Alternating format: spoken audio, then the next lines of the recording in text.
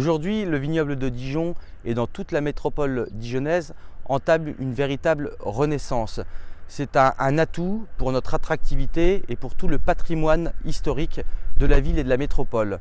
Nous avons d'ailleurs entamé une grande replantation de vignes en commençant par le domaine de l'Acra et aussi avec de nombreux viticulteurs issus de Marsanais et d'autres communes de la métropole.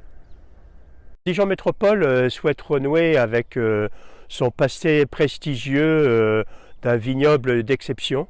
La métropole est engagée depuis plusieurs années dans de la replantation de vignobles AOC en relation avec la Chambre d'agriculture et le Jardin des sciences. On a sur la métropole 250 hectares en AOC hors marsanais. Notre objectif, c'est d'atteindre l'AOC Dijon en relation étroite, bien évidemment, avec l'INAO et le syndicat des Bourgognes. Avec un printemps un peu plus chaud que d'habitude, une végétation précoce, la vigne a subi des épisodes de gel très importants. On estime les dégâts sur les parcelles entre 60% et 100%. C'est une année noire pour les viticulteurs. Et pourtant, ils ont tenté de mettre en place des dispositifs avec des bougies en ventilant l'air, mais ceci n'a pas suffi. Cela va engendrer un travail encore plus important dans la vigne, nécessitant encore plus d'embauches, beaucoup plus de travail, beaucoup plus de frais, et nos viticulteurs vont se retrouver dans une situation très difficile.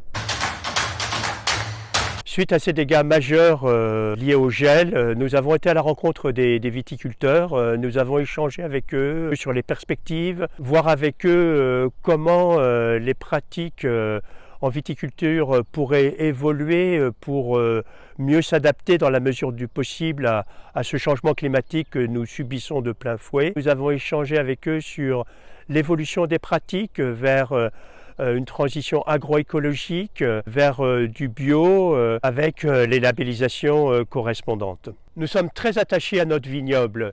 Il fait partie de notre terroir, de notre territoire, de notre culture. Et il contribue au rayonnement économique de notre métropole et à son attractivité touristique. L'invalidation de la marque Dijon en Chine est une victoire. Cette victoire, nous la devons tout d'abord aux fabricants de cassis, aux producteurs qui se sont battus avec détermination, mais la ville était à leur côté et nous en sommes fiers. Dès 2012 déjà, François Rebsamen s'était battu pour défendre l'indication géographique crème de cassis de Dijon. Nous avons des produits d'exception, des produits qui font l'identité de nos territoires et nous devons les défendre. Après une année particulièrement difficile, pour tous les acteurs touristiques, économiques de la ville et de la métropole, nous réaffirmons notre soutien également aux viticulteurs, aux agriculteurs qui ont été en proie à un épisode de gel catastrophique. Nous espérons que les aides exceptionnelles annoncées pourront se déployer rapidement et que de manière globale, le gouvernement intégrera les conséquences du dérèglement climatique.